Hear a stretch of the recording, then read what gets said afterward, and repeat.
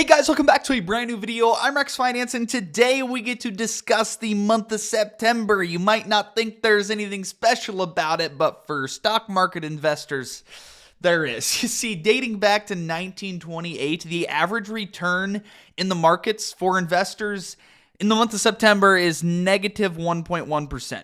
That is almost 100 years of data, and on average, the return for investors is negative 1.1%. Now, the best months of the year are January, April, July, and December, but no month even comes close to being as bad as September. In fact, the only other 2 months with negative returns on average are February and May, and on average, they deliver investors only negative 0.1% returns, so it's not even noteworthy. To put this further into perspective, if you made an investment of $1,000 invested only in the month of September going back to 1960, you would be down 40% as an investor. So naturally, a lot of people, when we were, transitioning from August to September, and even today, are selling out of their stocks because they don't want to be a part of the month of September, because almost guaranteed we're going to go down. But in today's video, I want to attack this thesis, and I'm going to tell you why I remain very, very bullish on the stock market for the rest of 2023. But first, I know there's going to be a fair amount of you out there. If you guys are new here or returning and not yet subscribed, please subscribe down below.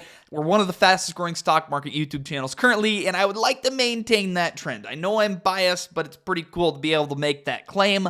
Also, everybody on their screen has the ability to hit that thumbs up button or hit the like button. Do that for me. But this is the reason retail investors will never be able to beat Wall Street. You see, retail investors will see a headline put out by Wall Street and they won't do any more research. They just simply make a rash decision about their investments, and they either sell or buy a bunch of stocks, and normally it's the wrong decision. You see, if we dig a little bit deeper, yes, the month of September on average is a terrible month, but let's think about this. The 9/11 attacks happened in the month of September. That was a huge negative market event where stocks crashed big time. We also had the Lehman Brothers collapse of the great financial crisis that happened in the month of September that crashed the stock market. These are two completely random events that certainly don't have any fixed seasonality, that have negative implications for the average return in the month of September. In fact, if we strip out these two big events, the month of September would be positive overall on average. And if we would take this a step further and strip out Black Monday of 1987, which happened in October,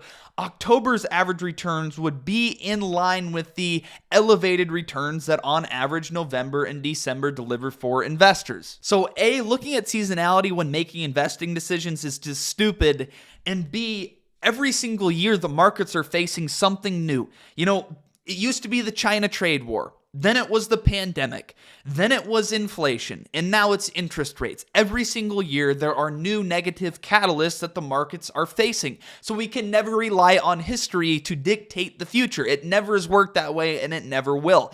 But regardless, retail investors continue to make this mistake of reading a headline and selling out of their stocks, or buying stocks when they shouldn't be. And in fact, if we want to look at seasonality for no reason, in years similar to 2023, where stocks are up big in July and then they sell off in August, we find a distinct lack of market crashes. And we actually see the markets return investors 9.3% on average in the month of September through December. That is in years similar to 2023, where from January through July, we're up big, and then in August, we see a sell-off. The rest of the year ends up being a rally more times than not. But again, seasonality is stupid, so I'm not going to look at this and conclude that September through December is going to be a 9.3% gain for investors. Another thing that is spooking retail investors out of investing into the markets, or is even causing them to sell their stocks, is the fact that U.S. inflation ticked up higher in August. This is the second month in a row where headline inflation has ticked up. We bottomed in June at 3% on the dot,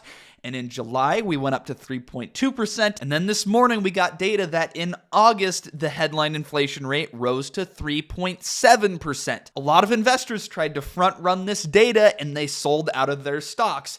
And today, the markets are up 0.75%. That is a significant gain for inflation ticking back up, but again, it's because so many people tried to front run this data, along with the fact that a lot of investors sold going into September because of this seasonality. But again, we can't stop the research here. Sure, headline inflation rose to 3.7%, but you know what? Gas prices rose 10.6% in August, 10.6% in a single month, and energy prices accounted for more than half of this increase in the headline CPI rate. Along with energy, we also had the food index increase 4.3% in August over the last year. Food and energy are very volatile items. The Fed does not have much control over these price functions, specifically energy, especially when we have a group like OPEC, who practically dictates the energy markets based on cutting their supply or raising their supply. And OPEC announced that they were going to be cutting their supply, and as a result, oil prices have climbed through the roof. And this is why the Fed has always paid more attention to the core CPI rate. They've mentioned this many times. The core CPI rate strips out the more volatile costs of food and gas.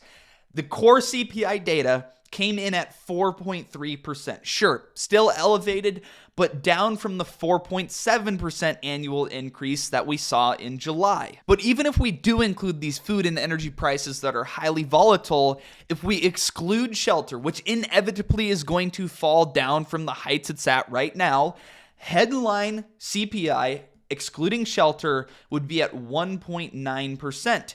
That is below the Fed's targeted 2% inflation rate every single year. Core CPI, excluding food, energy, and shelter, is at 2.2%, just slightly above the Fed's targeted 2%. Shelter is going to be a continued source of disinflation for the headline and core CPI rates for months to come. We can see that just a couple months ago, we saw CPI rent of shelter peak, and ever since then, it's been downtrending. This is very highly elevated.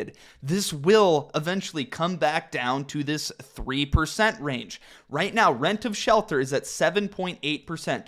Owner's equivalent rent is at 7.7%, and tenant occupied rent is at 8%. These figures will fall, which will be disinflationary pressure being put on the CPI rates. So, as we go into 2024, perhaps in the middle of 2024, we could actually be dealing with below trend inflation because of the effects that this disinflation of shelter will have on the CPI data. We already know that most goods are deflating and that services are finally starting to disinflate as well.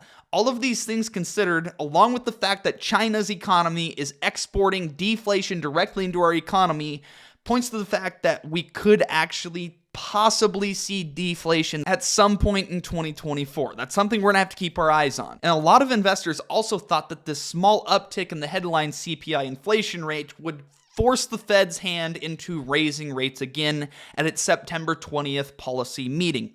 But this is anything but the truth. As of this morning was when the CPI data was released, the market's priced in a 97% chance that the Fed is going to hold rates steady at the September 20th meeting, meaning that they're going to skip a rate hike and they're going to pause. And this 10-year Treasury yield is something I've mentioned in many of my videos as being a bearish catalyst. As long-term yields rise, it's going to cause valuation crunch in the stock market, and it certainly has. Throughout the month of August, the mega cap 8 in particular have been hit the hardest as long-term yields have gone up.